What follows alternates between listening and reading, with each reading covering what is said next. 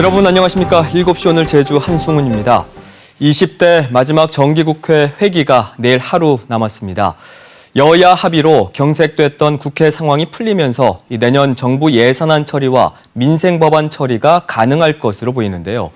그러나 4.3 유족과 도민들이 촉각을 곤두세우고 있지만 국회 상임위 문턱도 못 넘고 있는 이 4.3 특별법의 연내 처리는 가능성이 더 희박해졌습니다. 4.3 유족들에게 지울 수 없는 깊은 상흔을 더한 채 답답한 시간만 흐르고 있습니다. 7시 오늘 제주, 먼저 저희가 준비한 주요 뉴스부터 만나보시죠. 도시가스 속보 이어갑니다. 20년 전 첫 도시가스 사업자가 2년 만에 사업권을 다른 업체에 넘겼는데 법률상 맹점과 행정의 허술한 계획 검토가 배경으로 지적됩니다. 탐사 K와 연속 대담을 통해 제주 지역 중환자실 실태를 심도 있게 전해드렸는데요. 심층 보도 이후 변화가 있을까요? 뉴스 후에서 전해드립니다. 제주시 선을 1위 마을 어르신과 어린이들이 직접 글을 쓰고 그림을 그린 그림책 원화전이 진행 중입니다. 이 현장 속으로 안내합니다. 오늘 첫 소식은 지난달 19일 침몰한 대성호 속보입니다. 대성호의 실종 선원으로 추정되는 시신 2구가 인양됐습니다. 발견된 시신 모두 바닷속에 가라앉아 있었는데요. 나머지 실종 선원들을 찾는 데 중요한 단서가 될 것으로 보입니다. 보도에 박천수 기자입니다. 흰 천에 감긴 시신이 들것에 실려 해경 경비함정으로 옮겨집니다. 실종자 시신 고남으로 인양 완료.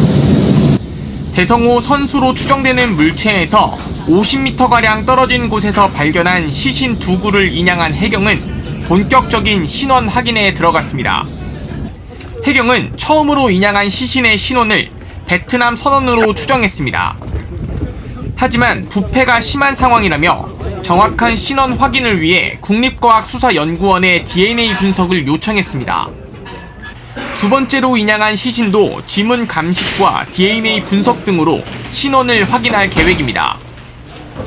대성호 실종 선원 가족들은 사고 이후 19일 만에 발견 소식에 희망의 불씨를 키우기 시작했습니다. 가족들은 조금 많이 놀라고 누구 시신이라도 건져줘서 고맙다, 그런 식으로 반응을 나타냈습니다. 해경은 두 시신 모두 바닷속에 가라앉은 데에 주목하고 있습니다. 화재 동영상을 보더라도 절반 두동강이 나면서 이제 침몰했기 때문에 그 상태에서 유실돼 가지고 옆으로 떨어져 있지 않느냐. 해경은 나머지 대성호 실종 선원 9명과 마라도 해역에서 전복도에 실종된 창진호 선원 1명을 찾기 위해 수중 탐색을 더 강화하기로 했습니다. KBS 뉴스 박천수입니다. 도시가스 심층 취재 순서입니다. 제주에서 처음으로 도시가스 사업 허가를 받은 업체가 공급 실적도 없이 다른 지역 업체에 넘어갔다는 소식 앞서 전해드렸는데요. 어떻게 이런 일이 가능했는지 김가람 기자가 취재했습니다. 제주시와 서귀포시 동지역의 도시가스 사업 허가를 받은 업체입니다.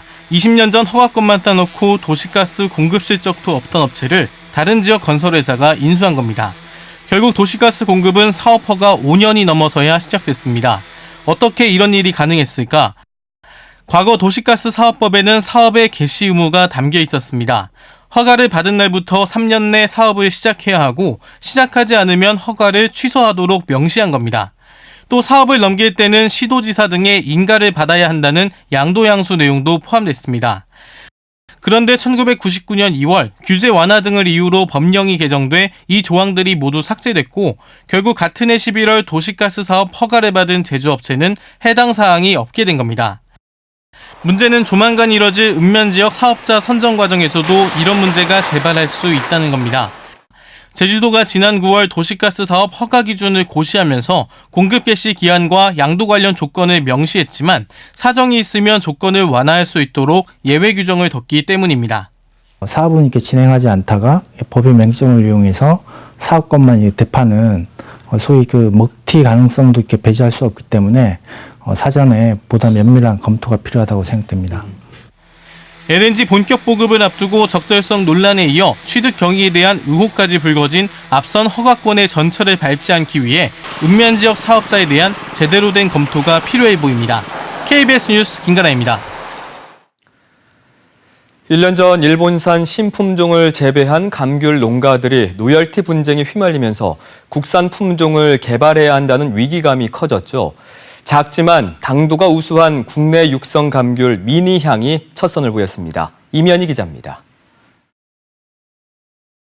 주황빛이 도는 크기가 작은 감귤들이 감귤나무 가지마다 주렁주렁 매달렸습니다.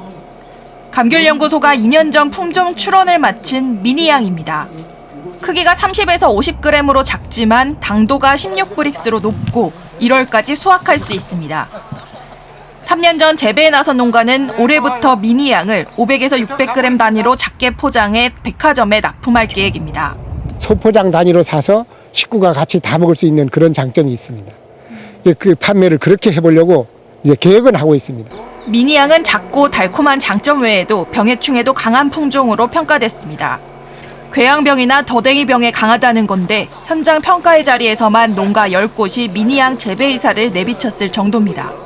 노지에 재배할 수 있는 품종이 흥진군청밖에 없는데 이 미니향이 궤양병도 좋고 착화성도 좋아가지고 노지에 어느 정도는 재배할 수 있을 걸로 생각은 합니다.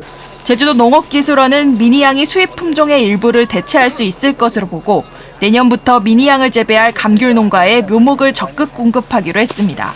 KBS 뉴스 이면입니다.